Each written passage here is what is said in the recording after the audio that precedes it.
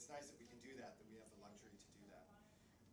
So when we were asked to discuss the topic of communication within our subject areas, my brain immediately went to this IB music assessment in the 12th grade regarding performance.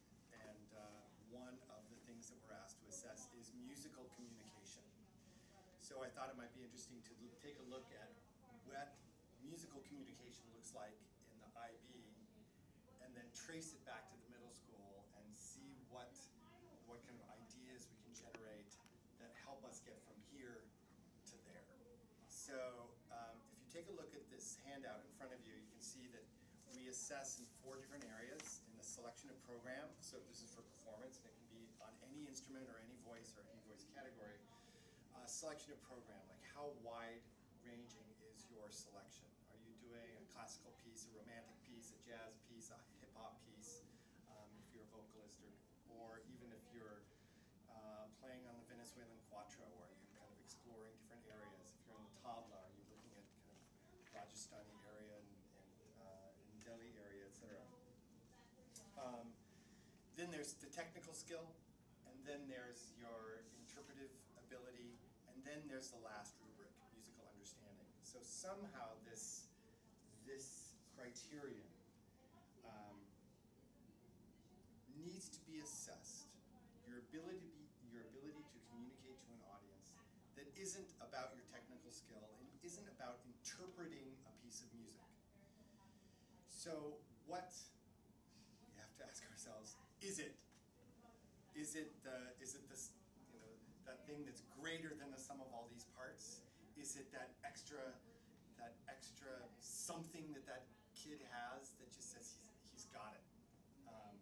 So what I thought might be interesting is to play a little bit or an excerpt from a performance of one of our IB music kids.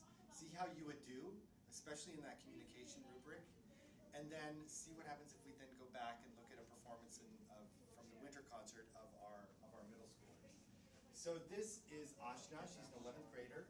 She's just created this video to submit for a summer program in Berkeley, and you can assess all of it according to the 4 different criteria, or just look at musical communication. You don't understand? I don't understand musical communication. Right. That's one of the struggles. Okay, I'm with you. Yeah. I don't care. Yeah. Maybe watch and see if this helps. Yeah. Think about how accurate are her pitches and rhythms. Think about, you know, how does she channel CeeLo Green? Is she interpreting the music? And then, has she got it?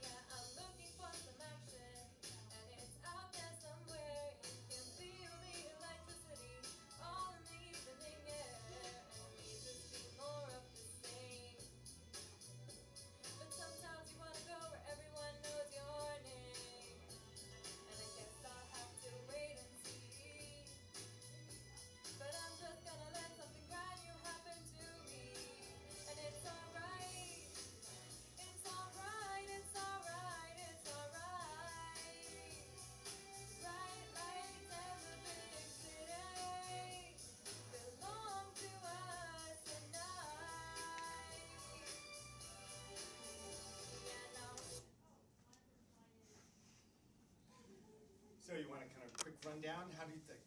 We can skip A because we didn't see a whole selection of stuff. But technically, could you know, fairly accurate, rhythms fairly accurate? Could you hear the notes? Yeah, pretty good. You know, I'd say like maybe a 3 or a 4. Yeah. And then so technical proficiency, understanding of style. Understanding of style. Got his sensibility somewhat. Yeah, you know. Yeah, it's okay. Yeah, I mean, definitely. Yeah, I mean, maybe not the highest level, but you know, definitely not a 0, definitely not a 1. You know, we can fiddle And then, so what about D? Did anything, like, did it instantly come clear? No? Not And for me. why? Okay. I didn't. It's really hard to put into words, but I didn't feel that she had it. I didn't feel that it was. It felt like she was working too hard. It didn't feel natural, maybe to me. But it sounds like maybe you understood, at least tacitly, a little bit more about what musical communication is. Yeah, the it. Right. Like that guy's got it. Yeah. Right, yeah, which doesn't pertain to technical skill necessarily. Right. Right. 'Cause again, she was technically pretty solid, but she just I, fell a little short of something at that point. yeah, something. How do kids How do they assess explain themselves? that? It is an interesting question. I mean, what do they say? Or Well, it's that unknown factor. It's a tricky thing, and some people talk about that you're kind of channeling something, and that Sure. you're speaking to something greater than yourself when you're performing kind of in that zone. Right? Do kids get pretty frustrated with that one? I think the ones that struggle with it do, but there are plenty of performers that you just kind of sit back and And you're like, nice. just go. Can they explain it either? Like, what Well, musical communication is? Yeah, I don't think it's that foreign, not. but I think that that if you kind of make yourself go through this process and you say, all right, some musical communication, definitely. Partially effective communication, okay, definitely there. Partially. Mostly effective. Now we get, so we can hone in. If we just kind of gradually go through this process and kind of reflect, we can find the right number. And thankfully for the IB, it goes through many different levels, that's fine. But now let's leave that behind, because we really want to see, the interesting stuff is, all right, if it's nebulous at this level, how do we track it? How do we say, in 6th grade, we'd like this kid to be here, so that in 11th grade, they're there? And can we teach that it factor? So essentially, then you have another rubric, which is a 6th, 7th, 8th middle school rubric that has some of the same aspects of the IB, but it's adapted for our kids who are a little bit younger and a little earlier on in their musical process. So if you look at the first criteria, which is performance, which is essentially communication, because when you're performing something, you're communicating that song and those feelings to the audience, essentially, which is exactly what Ashna did. We just have a different setting in this time. So does the performance display musical communication? So we're going to watch Judith on the screen is talking about a bit of the meaning of this song from the winter concert. So then now, once you hear that, decide, and maybe think about how you would decide how to assess the students on that. Are they communicating what Judith is saying they're about to communicate? And how do you decide that? So we'll watch a little bit of this.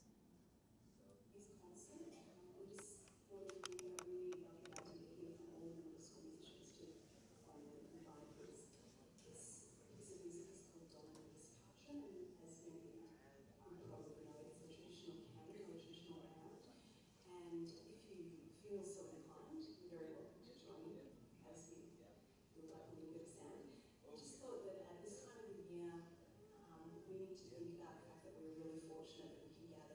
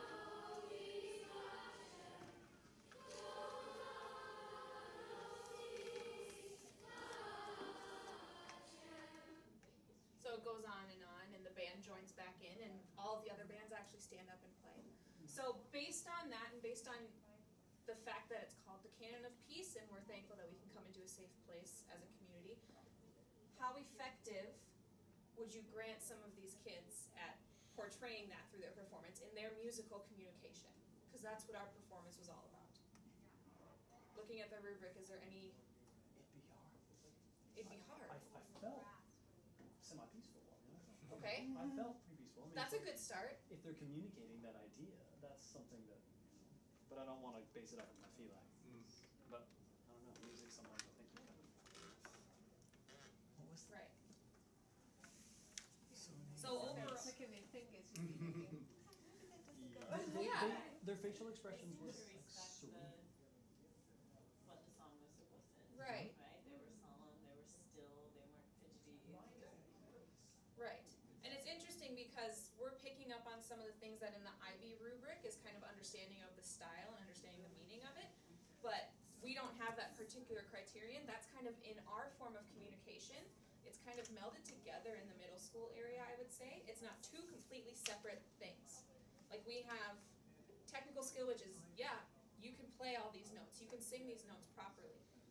In the IB, in the high school, it has like you're able to interpret this and perform it as the style should be.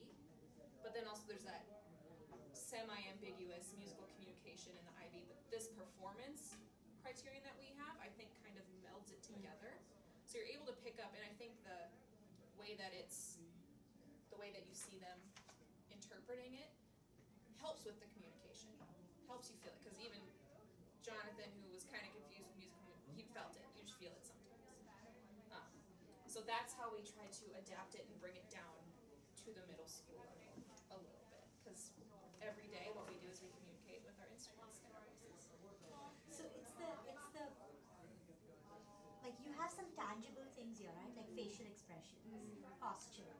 But then there's also energy level that is associated with the style, music. So those are very tangible things, right? Right. Which are part of the musical communication in the IB. Right. Exactly. Because in the previous video of Ashna that you showed, I didn't feel the energy, like the connection, the energy was missing, I think, Mm-hmm. for me. So then would you say that there was a lack of musical communication A in that connection, aspect? yeah. Okay. And all of this, like her facial expressions, and now that you have this language here, it's easier to Right. know what that means. And you can see throughout all of this, when we panned into all the kids, you can see the band. They obviously have a little bit of a different way of communicating with vocalists because they can't actually use their words. But you could tell when we went by each kid, different kids that were communicating it in a different way. And even if Karina was up there sitting with her saxophone, you could tell if she was portraying the communication that it was supposed to be, or if she was just kind of playing it to play it. So that's good. Another interesting aspect as we leave is the fact that almost the entire middle